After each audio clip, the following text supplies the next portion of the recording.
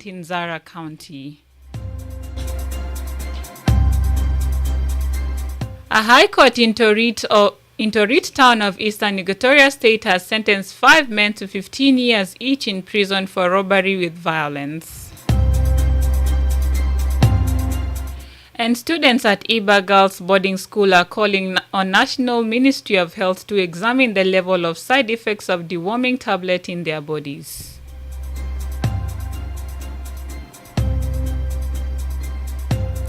These stories and more coming to you in this news bulletin with me, Ya Rajak, and now the news in detail.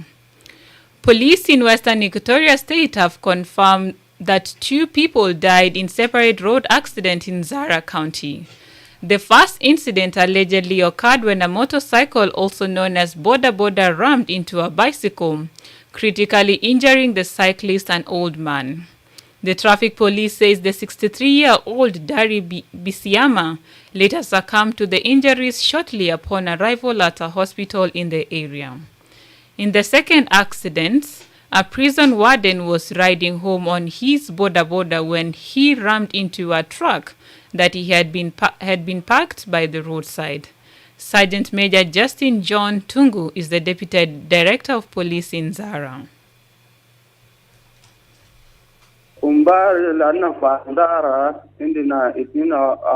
Yesterday in Zara, we had 2 accidents. At 5:35 p.m., one Boda Boda boy called John Charles Edward, he is 25 years old, took a motorbike and got into an accident with a bicycle rider called Dali Bashama. He is 63 years old. The Boda Boda rider passed away in the hospital. The one who was riding a bicycle is still under critical condition in the hospital. The second accident involved the prison sergeant called Isaac Muheo. He was coming from the side of Sangwa. When reaching Nangimo, there was a tipper loaded with logs. It has problem, and the driver parked the tipper by the roadside. Then he came and knocked himself on the tipper and died at his spot. He went on to caution motorists against speeding. The 2 accidents of yesterday was from the side of Sangwa because that road was well constructed. The reason why there are too many accidents is because of high speed or over speed. I can say people who ride motorbike are riding on high speed.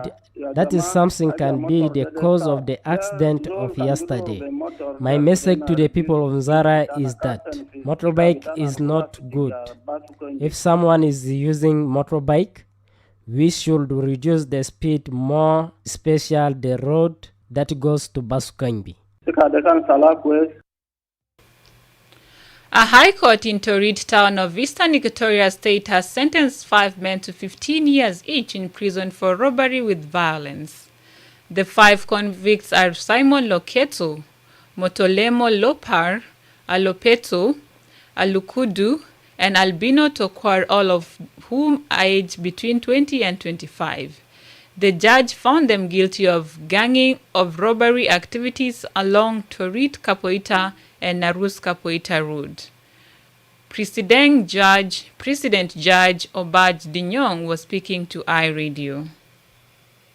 On the 30th of August 2021, the complainant reported to the police that they arrested the gang who are making robbery along Torit Capoeira Road and Narus Capoeira Road. The case was opened under Section 305 and Section 72 of the Penal Code 2008. The 5 accused persons were arrested. The prosecution and defense case were heard. The court framed a charge under Section 305 and Section 72 against the 5 accused persons, and they pleaded of guilty.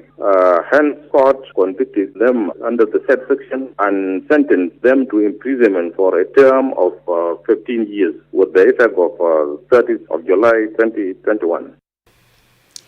Students at Iba Girls Boarding School are calling on National Ministry of Health to examine the level of side effects of the deworming tablet in their bodies.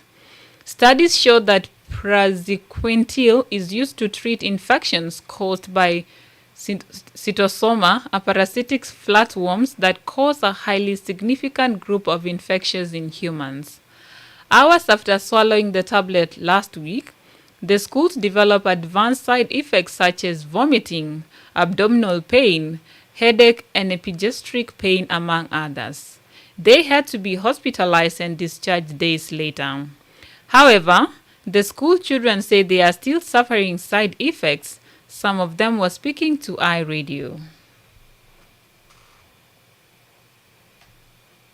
This medicine really, it's affected me and even my colleagues, and I don't know how am I going to continue with my study because it seems like you are having too much headache. Maybe it have destroyed my brain. And my message to the health minister to bring a machine here so that they make some scanning in our stomach to see how is this medicine, have it dissolved or it is still there, even to see our brain because we don't know what's going to happen to us in our future. And my recommendation is whenever they brought medicine, they have to check for health people, not that they go just and collect people even who don't know more deeply about people's life.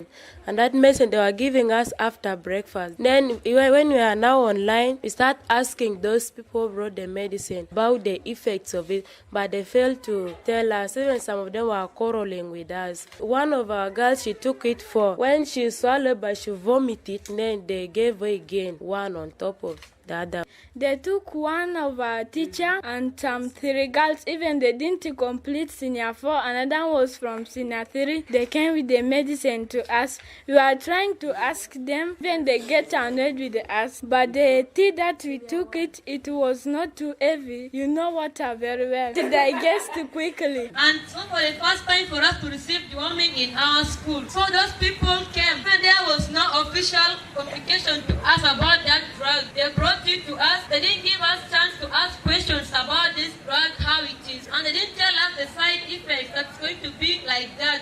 They just told us it's a deworming. They were measuring us according to sticks. If you reach in 2, they give you 2. If you reach in 3, they give you 3. And the maximum was 4. And I had told them the stick, they will just give you 4.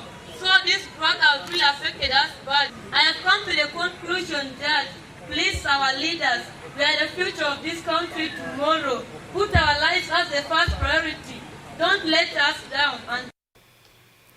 You are listening to iRadio Afternoon News. The man behind the South Sudan National Anthem has dragged government to the regional court over royalties. In January 2011, Mido Samuel participated in the writing and melodizing of the anthem titled South Sudan National Anthem. Okot Emmanuel reports.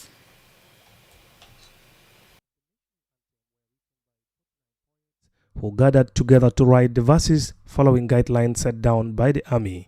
The government technical committee, headed by Joseph Abuk, then called on musicians to melodize it. Mido won the competitions. The musicians now says it has been over 10 years, but he has not received any money from the government. He was speaking to iRadio. Mafi haja na nigowe na kuma al-Rua Pacific Galifini, ya Mido, we give this to you because you did this.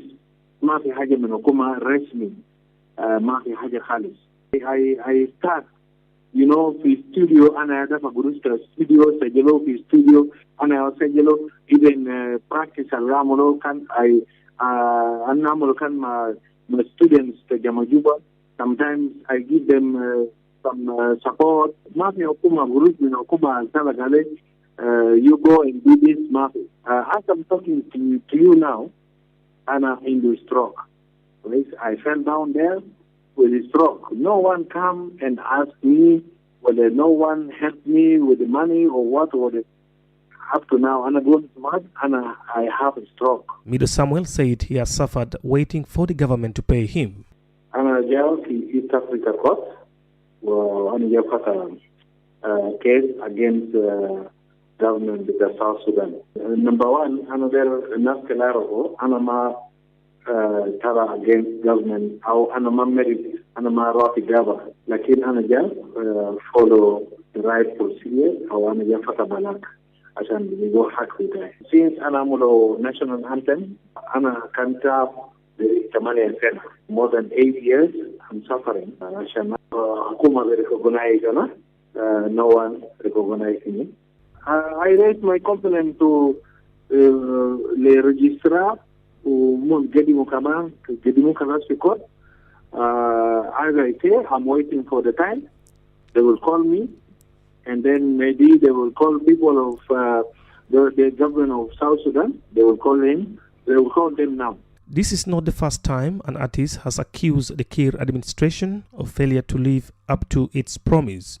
In 2012, the man who designed the South Sudan coat of arms threatened to go to High Court to seek for an order barring it from using his artwork due to unpaid royalties. iRadio's attempt to reach the concerned authorities were not immediately successful. Reporting for iRadio News, I am Okot Emmanuel.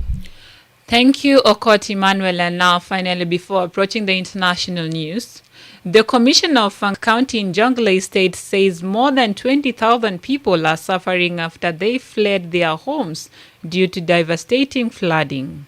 According to Biel Butrus, the main market in New Fangak town is the only place that has remained dry after villages submerged in the flood waters.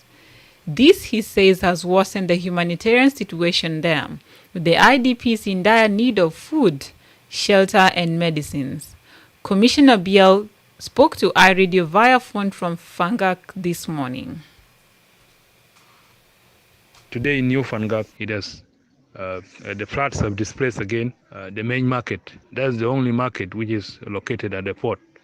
It had been surrounded by local dike made by the traders and the local communities. But today on 6 October 2021, around 3 o'clock in the morning, the floods took over the whole market. Now people are being displaced, as you can see from the pictures.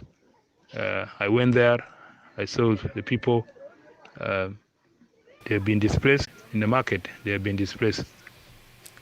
According to the UN Officer for Coordination